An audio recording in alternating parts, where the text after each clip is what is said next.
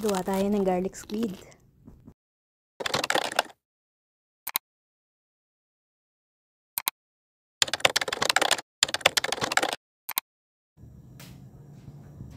So, kailangan natin ng kawali. Lagyan natin ng mantika. Konting mantika lang. Then, mag-a-add din tayo ng butter. Kapag kumulo na ito, ilagay na natin ang ating garlic.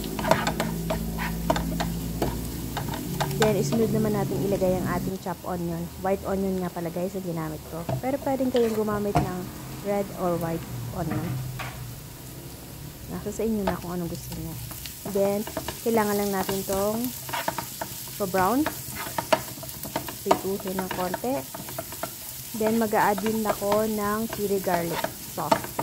Ayan, chili garlic paste.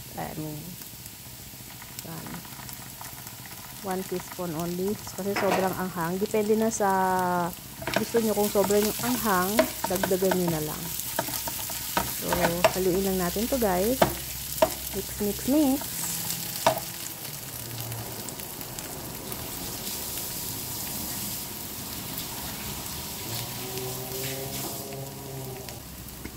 Then, add din tayo ng oyster sauce.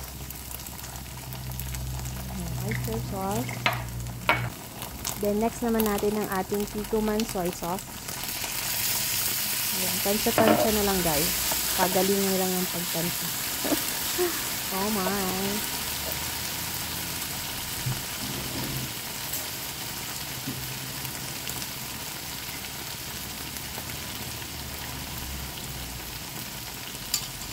And add din ako ng 2 tablespoons of lemon juice.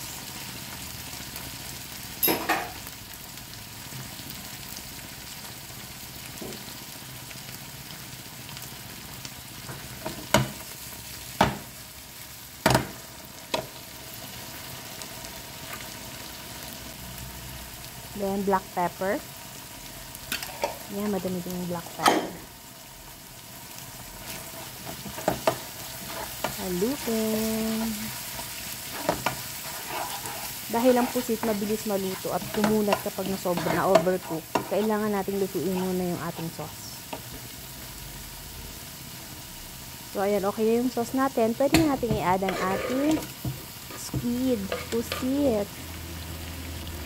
So, mga 5 minutes lang natin itong igigisa sa ating sauce. And then, okay na yun, guys. Ayan. Yung frozen squid nga pala, guys, ang ginamit ko kasi para mas madaling linisin. Tamad lang. Ayoko kasi maglinis ng pusit.